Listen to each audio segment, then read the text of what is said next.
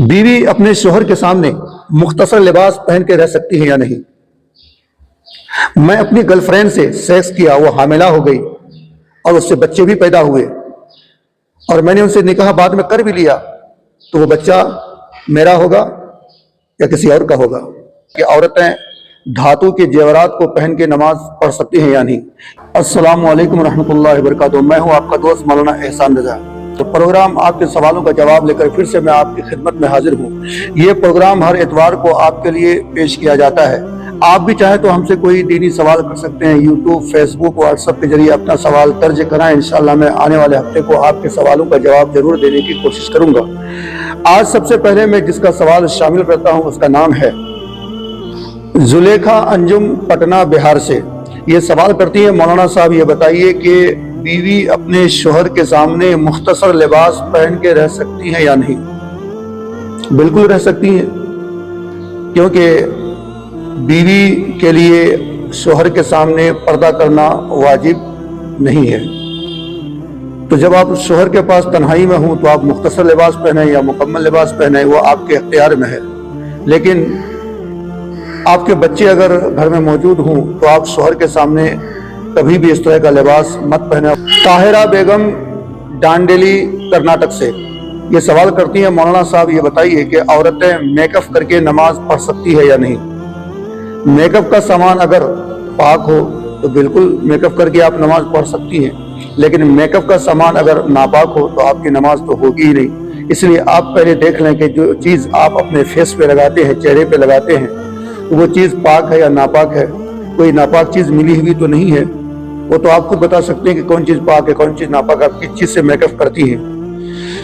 नुजहत बेगम, Dholka, Gujarat, India से ये सवाल करती हैं, मौलाना साहब ये बताएं कि औरतें धातु के जेवरात को पहन के नमाज पढ़ सकती हैं या नहीं। यानी इनका कहना है कि सोना चांदी के अलावा जितनी भी जेवर बनते हैं, जेवरात पित्तल के, एल्युमिनियम के या दीगर चीज़ों के, तो वो सबको पहन के औरतें नमाज पढ़ सकती हैं कि नहीं। तो इसमें इख्तलाफ है, लेकिन ज़्यादातर उलमा किराम की ये राय है कि आप इन चीज़ों को पहन के नमाज पढ़ सकती हैं।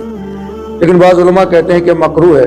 तो खुलासा कलाम ये कि आप अगर धातु की चैन या एल्युमिनियम की या पित्तल की चैन पहनते हैं, झुमका पहनते हैं, नाक में बेसर वगैरह हो तो आप नमाज पढ़ सकते हैं। लेकिन ज़रूरत से ज़्यादा जो बिला ज़रूरत की जेवरात हों तो उनको पहन के नमाज पढ़ना मकरूह है। लेकिन वहीद आलम, चूड़ी पट्टी, किशनगंज, बिहार, इंडिया से ये सवाल करते हैं कि मौलाना साहब ये बताएं कि मेरी तौबा कबूल हुई या नहीं, हम कैसे इसका पता करें। जनाब वहीद और दिगर नाजरीन, आप डॉक्टर के पास जाते हैं किसी बीमारी का इलाज करवाने के लिए, डॉक्टर आपका इलाज करता है और उससे आपको फायदा हो जाता है, बीमारी खत्म हो जाती है, तो आप फौरन ये कहते हैं कि डॉक्टर साहब का इलाज काम कर गया।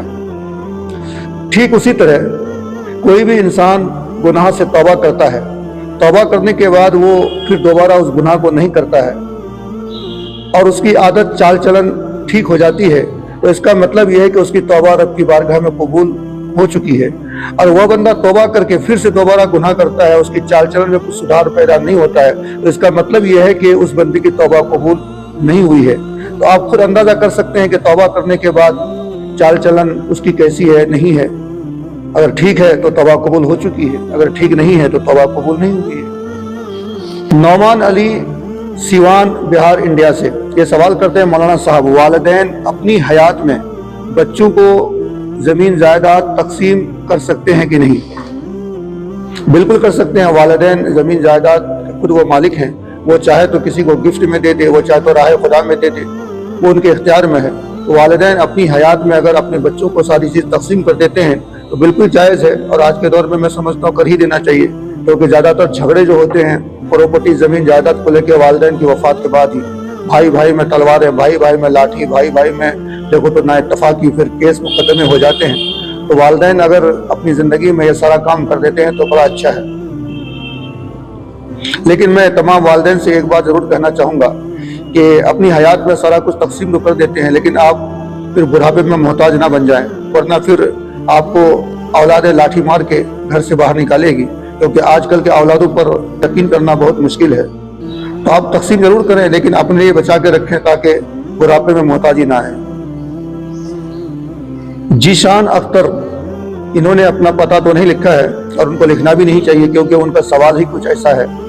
जीशान अख्तर ये सवाल करते कि मौलाना साहब, मैं अपनी गर्लफ्रेंड से सेक्स किया, फिर कुछ दिनों के बाद पता चला कि वो हामिला हो गई, तो हम लोगों ने आनन फनन जल्दी उनसे निकाह कर लिया। मेरी गर्लफ्रेंड से एक बेटा पैदा हुआ, उस बच्चे का मैं बाप हूं या नहीं हूं? मेरी जमीन जायदाद का वो वारिस है या नहीं है? जीशान साहब, आपने तो ये बहुत बड़ा गुनाह का काम किया है। आपने उनके साथ निकाह किया, ये तो नेक काम किया, लेकिन वो जो बच्चा पैदा हुआ है उस बच्चे के आप बाप नहीं हैं और आपकी जमीन जायदाद जितनी भी प्रॉपर्टी है उसका वो वारिस भी नहीं बनेगा। ये बच्चा वलूदुज़ ज़िना होगा।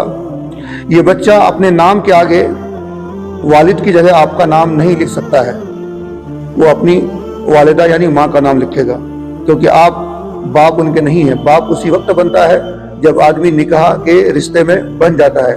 आपने निकाह किया ही नहीं था, उस वक्त ये माँ के शिकम में आया, लिहाजा ये आपका बेटा नहीं होगा, आप इसके बाप नहीं होंगे। हाँ, ये उसकी माँ जरूर होगी और अपने नाम के आगे वो माँ का नाम लिखेगा। आप भी चाहें तो हमसे कोई दीनी सवाल कर सकते हैं। इंशाल्लाह मैं आने वाले इतवार को आपके सवालों का जवाब जरूर देने की कोशिश करूंगा। दीजिए अपने दोस्त मौलाना एहसान को इजाजत। अस्सलाम वालेकुम।